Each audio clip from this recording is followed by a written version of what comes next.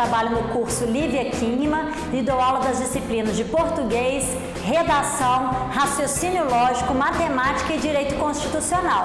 Hoje eu trouxe para vocês uma aula sobre noções de direito constitucional. E a gente sabe que para trabalhar com direito constitucional, qual que é a base do direito constitucional? A base do direito constitucional é estudarmos a Constituição. Então é isso que nós vamos ver, começar a estudar a Constituição. Primeiramente, nós temos a introdução da Constituição, que é um chamado de preâmbulo. Eu vou fazer a leitura com vocês para a gente pontuar as principais partes. O que o preâmbulo diz? Nós, representantes do povo brasileiro, reunidos em Assembleia Nacional Constituinte. Observem, nós, representantes do povo brasileiro. Aqui a gente já observa que há uma representação do povo brasileiro. Aqui a gente já percebe que nós vivemos em quê? Numa democracia, onde nós escolhemos os nossos representantes. Aí depois diz, reunidos em Assembleia Nacional Constituinte para instituir um Estado democrático. O que é Estado democrático, gente? Nós vivemos em um Estado democrático de direito. O que é Estado democrático de direito? Estado democrático de direito é que nós escolhemos os nossos representantes para os nossos representantes fazerem as leis. Só que essas leis devem ser obedecidas por todos. Por todos os cidadãos e também por os nossos governantes. Por isso é chamado de Estado Democrático do Direito. Continuando o nosso preâmbulo, vamos dizer assim: destinado a assegurar o exercício dos direitos sociais, individuais, liberdade, segurança, bem-estar, desenvolvimento, igualdade e justiça, como valores supremos de uma sociedade fraterna, pluralista e sem preconceitos. Então aqui a gente já observa qual que é o espírito da nossa Constituição. É o que? Agir com justiça, que nós somos uma sociedade pluralista. O que significa dizer que somos uma sociedade pluralista? Que aqui no Brasil nós aceitamos uma pluralidade de ideias, pluralidade de crenças, pluralidade de partidos políticos, pluralidade de religiões, que o Brasil é um país plural, que prega a igualdade, sem distinção de raça, sexo, cor, idade, né? E depois vai dizer aqui, fundada na harmonia social e comprometida na ordem interna e internacional com a solução pacífica das controvérsias. Quer dizer, o Brasil é um país da paz. Brasilzinho, paz e amor. Porque o Brasil tem repúdio ao terrorismo e ao racismo. Ele tem o quê? Sempre visa a uma solução pacífica dos conflitos. Então, sempre que falar em Brasil, lembra do Brasilzinho, paz e amor. Solução pacífica das controvérsias. Depois aqui, promulgamos. Então aqui a gente observa que a nossa Constituição ela não foi outorgada, ela foi promulgada. Constituição outorgada é aquela que é imposta para o povo, e Constituição promulgada é que tem a participação popular. E a nossa Constituição de 1988 é uma Constituição cidadã, houve uma participação popular. Depois no finalzinho aqui, sob a proteção de Deus, a seguinte Constituição da República Federativa do Brasil. Essa parte aqui, gente, que diz sob a proteção de Deus, foi uma parte bem criticada, porque no Brasil a gente aceita uma pluralidade de religião. E nós somos um país leigo, um país laico. O que isso significa? Que nós não temos uma religião oficial do país. Então não poderia ter colocado sob a proteção de Deus. E aqueles que não acreditam em Deus? Então foi um pouco criticado essa parte aí. E o final já traz uma outra noção para a gente de direito constitucional. República Federativa do Brasil. Quando eles falam assim, esse é o nome do nosso país. Sabia que eu já vi em concurso perguntando qual que é o nome do nosso país? O nosso país, o nosso estado, com letra maiúscula, chama República Federativa do Brasil, certo?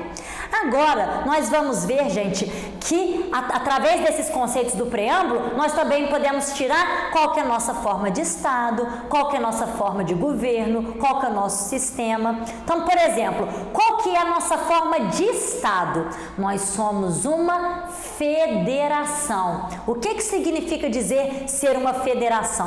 Porque, na verdade, nós temos a soberania da República República Federativa do Brasil e nós temos a autonomia de cada Estado membro. Vocês podem perceber, nós temos uma Constituição Federal que rege o país como um todo, mas nós temos várias constituições estaduais. Nós temos Constituição do Estado de Minas Gerais, temos a Constituição do Rio de Janeiro, nós temos Constituição de São Paulo, Constituição da Bahia, mas nenhuma dessas constituições podem bater de frente com a Constituição maior, porque nós temos a soberania da República Federativa do Brasil. E qual que é a nossa forma de governo? Reparem no slide que o R está aumentado, para vocês lembrarem, forma de governo, república, a forma de governo, R de república. Então, o que significa dizer república, gente? República é quando você escolhe um governante por um tempo temporário, por um prazo temporário, igual aqui no Brasil, nós não temos uma renovação de 4 em 4 anos. Qual que é o contrário de um país ser república? A outra forma de governo seria o quê? A monarquia. A monarquia é aquele poder do rei, do imperador, que passa de pai para filho, que não é o caso do Brasil, que é uma república que passa por eleições periódicas. Nós temos o sistema de governo. Qual que é o nosso sistema de governo? Nós adotamos o presidencialismo. Observe, sistema, presidencialismo, presidencialismo, sistema de governo. Então, nós temos o presidente da República. O que acontece? O presidente, ao mesmo tempo, acumula o papel de chefe de Estado e chefe de governo, porque existe outro sistema de governo que é o parlamentarismo, em que o chefe de governo é um e o chefe do Estado é outro. Aqui no Brasil, não. O chefe do Estado e o chefe do governo é na figura do presidente. Qual que é o nosso regime político? O nosso regime político, gente, é a democracia. Observe que o C de regime político está sobressaltado aí. C de político, democracia. C com C. Tentam fazer essa relação que vai facilitar para vocês. Então, nós temos uma democracia, porque nós temos participação popular. E o nome do país, conforme eu já tinha falado para vocês, é República Federativa do Brasil. Agora vamos entrar nos artigos, gente. O primeiro título aí que a gente tem, dos princípios fundamentais. O que o artigo 1º diz pra gente? A República Federativa do Brasil, formada pela união indissolúvel dos estados e municípios e do Distrito Federal, constitui-se em Estado democrático de direito e tem como fundamentos. Então, aqui no caput do artigo, a gente já observa o quê? Que diz que a nossa República Federativa do Brasil é formada pela união indissolúvel dos estados, dos municípios e do Distrito Federal. Observar bastante em concurso que tem que estar os três: estado, município e Distrito Federal. Se tiver incompleto, fica errado, tá, gente? Porque no direito, resposta incompleta é resposta errada. O que significa união indissolúvel? Significa que nenhum estado pode deixar de pertencer ao Brasil. Por exemplo, o estado de Minas quer se separar do país. Não pode ter leis próprias. Não pode, união indissolúvel. A própria Constituição prevê. E quais que são os fundamentos da República Federativa do Brasil? Gente, método mnemônico, eu sei que vocês gostam. Falou em fundamentos, falou em socidiva plu. Decorem, socidiva plu. Cada sílaba vai lembrar um dos fundamentos do Brasil. So de soberania, C de cidadania, de dignidade da pessoa humana, VA de valores sociais do trabalho e da livre iniciativa e PLU de pluralismo político. O que seria essa soberania? Soberania, gente, significa que o Brasil, ele é soberano, ele não depende de nenhum outro país. Então, ele tem decisões próprias, ele é independente no plano internacional. O que significa cidadania? Para se ter cidadania, tem que ter a nacionalidade brasileira e o poder de votar e ser votado. Aí você vai ter o quê? A cidadania plena.